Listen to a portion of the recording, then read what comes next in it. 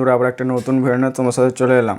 প্রথমে যে এক পিস ডুয়েল পপ বেস বানিয়েছিলাম তার সাউন্ড চেক তোমাদেরকে শুনিয়েছি। তারপরে আবার আরেকটা পপ বেস বানিয়েছি, একই ডুয়েল 8 ইঞ্চি স্পিকারের পপ বেস। তো একটা জিনিস জানবে যে একটা বক্সের একটা সেটের ব্যাপার থাকে, কারণ যতক্ষণ না সেটের মধ্যে পড়ছে ততক্ষণ তার সাউন্ড কোয়ালিটি বা বেসের প্রেসার কতটা সেটা বোঝা যায় না। তো সেই কারণে তারপরেও আমি একটা বানিয়েছি একই মাল। তো চলো আজ দেখবো যে দুটো পপ বেস একসাথে বাজালে কতটা প্রেসার হয়, আর সাউন্ড চেকটাও তোমরা এই ভিডিওর মাধ্যমে দেখতে পেয়ে যাবে। অবশ্যই তোমরা ভিডিওটা দেখো, অবশ্যই তোমাদের ভালো লাগবে। তো তোমাদেরকে একটু ডিটেলসটা বলি। তোমরা এখানে দেখতে পাচ্ছ দুটো পপ বেস আছে, তার উপরে একটা র্যাক দেওয়া রয়েছে। তো র্যাক থেকে শুরু করছি। তো উপরে যে র্যাকটা দেওয়া রয়েছে তার ভিতরে আছে কি1-এর 20 ওয়াটের টিউটার। আর এই র্যাকের ভিডিও কিন্তু আমার চ্যানেলে আছে, তো আই বাটনে আমি লিঙ্ক দিয়ে দেবো, সেখান থেকে তোমরা দেখে নিতে পারো। তারপরে নিচে যে বেসটা আছে তাতে আছে সুইটনের 120 ওয়াটের স্পিকার। আর তার নিচেও যে বেসটা আছে পপ বেসটা তাতেও সেম দেওয়া রয়েছে। তো এইদিকে মেশিনটা দেখো। তো মেশিনের দিক দিয়ে দেখতে গেলে ওপরে যে মেশিনটা রয়েছে সেই মেশিনটাই বাজছে র্যাক, ওই দুটো র্যাক বাজাচ্ছে ওই মেশিনটাতে। আর তার নিচে বেঞ্চ কোম্পানির মেশিনটা দেখতে পাচ্ছ 2 পিস। ওই বেঞ্চ কোম্পানির মেশিন হচ্ছে 2 চ্যানেলের মেশিন। তো একটা চ্যানেলে 120 ওয়াটের একটি স্পিকার দেওয়া রয়েছে, আরেকটা চ্যানেলে 120 ওয়াটের আরেকটা স্পিকার দেওয়া রয়েছে। তার নিচেও যে মেশিনটা আছে ওরকম সেম বক্সে লাগানো রয়েছে। তোমরা অনেকে কমেন্ট করতে যে দাদা এতগুলো মেশিন একসাথে কিভাবে তুমি সেটিং করো, কিভাবে সেটিং করে গান বাজাও, তার একটা ভিডিও করে দিতে। কারণ ভিডিও আমি করিনি, এই ভিডিওতে তোমাদেরকে বলে দিচ্ছি। তো ভালো করে তোমরা দেখে নাও, ভিডিওটা আমি করেছি যে কিভাবে কানেকশান করি।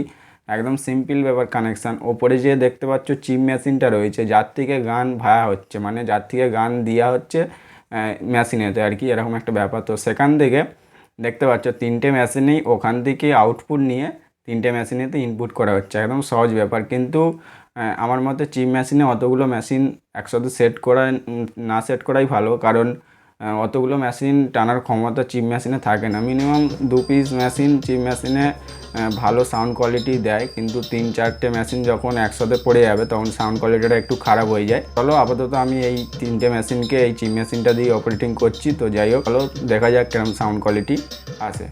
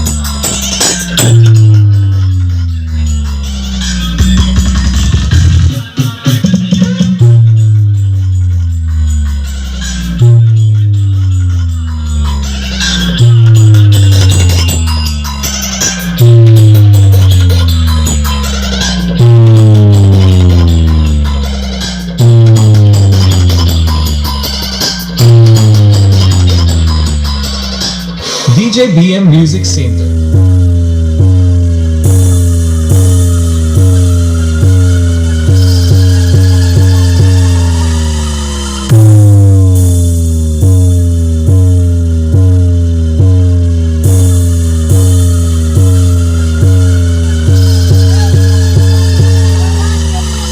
rkvlog YouTube channel.